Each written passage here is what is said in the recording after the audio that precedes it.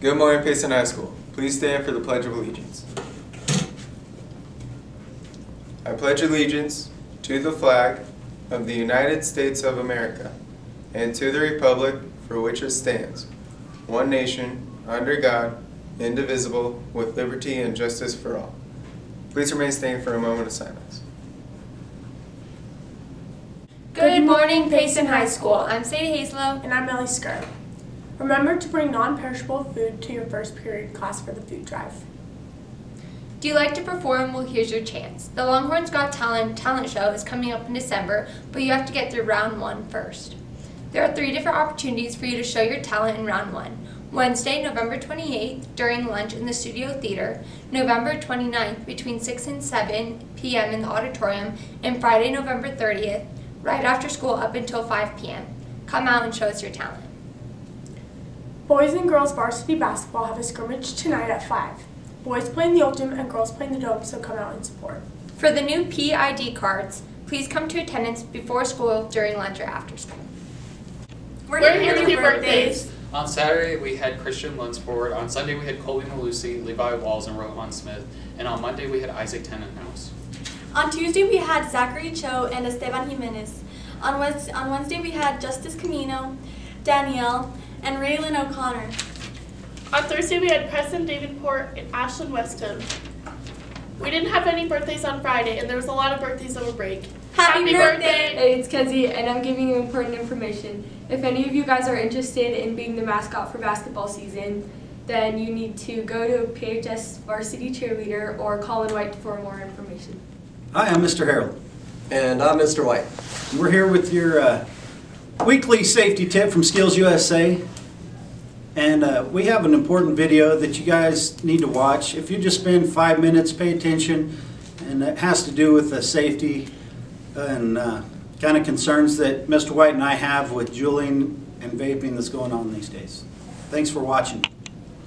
Welcome back. Keeping tobacco products out of the hands of minors. It continues to be a hot topic as the popularity of e-cigarettes and vaping continues to rise. Just last week, in fact, we told you about Tobacco 21, an ordinance the city of Youngstown is considering, which would raise the minimum age to buy tobacco in the city to 21 years old.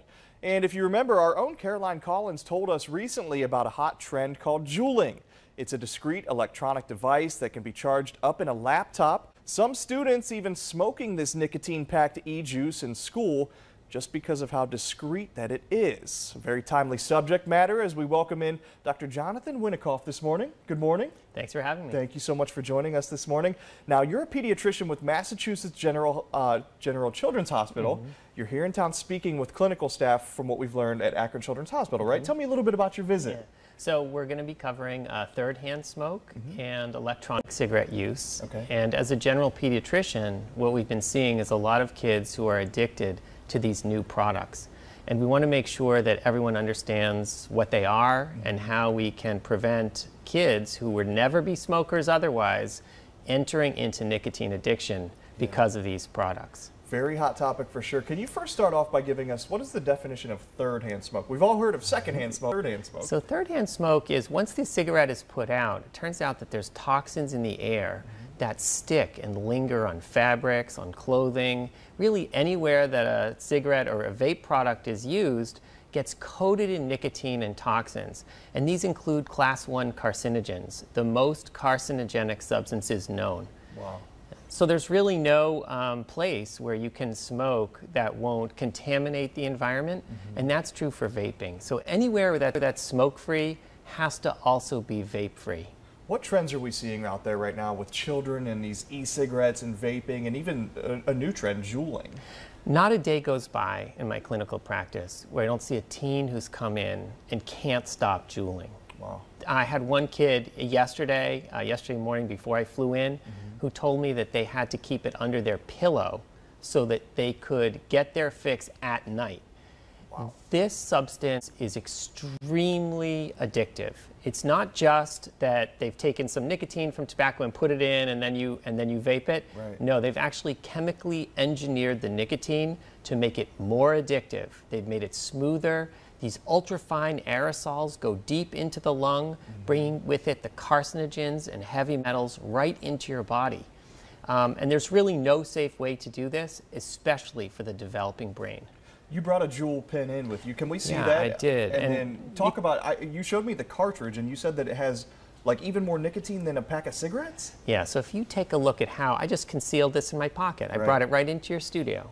So you take a look at that, what does that look like? It looks like a USB. Absolutely. And let's just say this, couldn't you hide that in your sleeve? Oh, absolutely. Kids are using this in the classroom. Kids who never would have smoked, they get addicted to nicotine, and that can last for their entire life. Now let me show you the actual Juul pod. Okay. Let me pull it out. You think, oh, maybe it's a big thing? Right. That's it. So that little thing has more That nicotine little thing. than a pack of cigarettes. An entire pack of cigarettes, a few little drops of this liquid gets into your brain, and you get addicted for life. Wow. This is extremely interesting, and it's really good for us to see.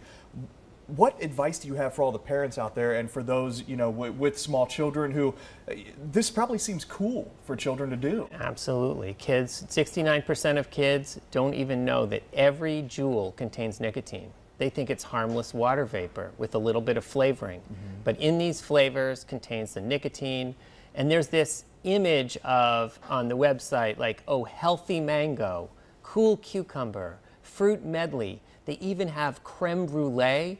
These things are marketed to kids. Wow. Let's make no mistake. They are not trying to get smokers to switch to this. They're trying to addict the next generation to tobacco products. So for parents out there, it's obviously just really good for them to see this and to hear about this, and just any quick parting advice that you can give to the parents? Well, I think that talk to your pediatrician, talk to your family doctor, make sure that we get kids off of these products. If you've not started using them, then never start, because you are probably going to be looking at a lifetime of tobacco addiction. Right.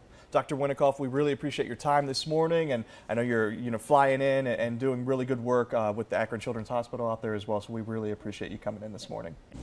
Thanks for watching, and have a great week off, and have a great Thanksgiving. And remember, it's great to be a Longhorn.